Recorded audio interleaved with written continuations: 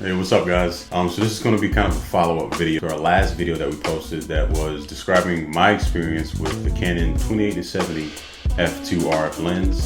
So on the topic of gear, I kind of wanted to talk about what gear I use for a wedding day and what's in my bag. So of course, for basics, the camera body and lens, which to me is the most important, is a Canon R6 and the Canon 28-70 f2. It's this setup right here, and I talked about this last video, but this right here is pretty much the majority of what I use on a wedding day. I rarely ever take this lens off. I'd say probably 95% of the day, this is my kit. This is what I'm using for the most of the day. Like I said in the last video, you can kind of see why I think that lens is worth what it is and why it's so valuable. So that's kind of what my camera body and lens combo is. As far as other lenses that I might bring, I loved shooting with prime before I switched over to this. Of course, for ring shots, I use Canon's 100mm 2.8 macro lens. You know, as far as the actual L series and the other versions, I think there is a difference, but if you're on a budget and you're first starting out, I definitely would recommend maybe not going for the L series lens to begin with. You still can get incredible shots with the other versions as well, but any macro lens is going to be definitely helpful on a wedding day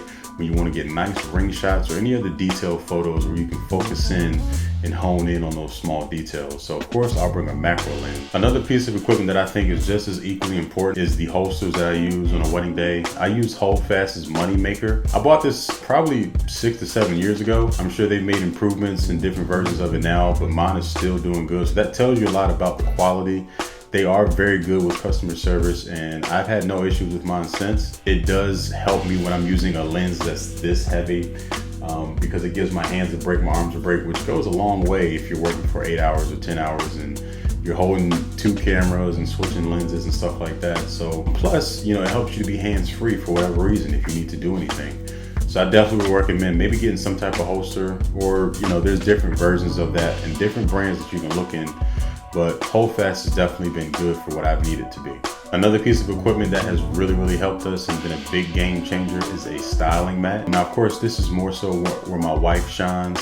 She loves to shoot details, the invitation suite, the flowers, the rings, and it really does help to have a flat, even surface to shoot on. Because of course, when we go to weddings, we're always looking where to shoot the details near a window, but you don't always have the best surface. You might have an old wooden table to shoot on. It might be a carpet that has a ton of patterns on it. So styling mats are really useful when you need to have a flat surface of the color that you like, a neutral tone, and where the details that you're photographing can stand out from the background.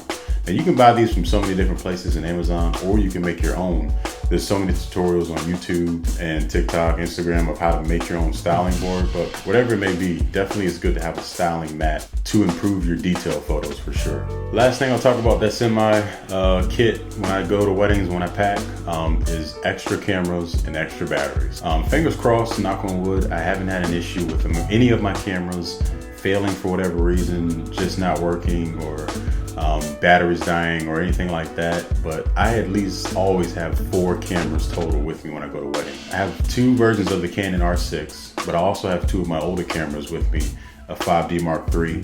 A little dated, but they've never given me any problems and I've never had any issues, and they still to me are great cameras to shoot with. Definitely a step down from the Canon R6, but if anything does happen with my cameras that I'm using, I always have backups, and I definitely would recommend you as a photographer to have backup cameras just in case. So these cameras don't have to be expensive newer versions, but they definitely need to be something that if anything fails, you can pick that camera up and continue doing your job. You know, as a wedding photographer, of course, you always hear about the horror stories of equipment failing, and equipment can fail. That's one thing about technology that is, you know, always bound to happen at some point, but that's why it's your job to prepare and have backups just in case.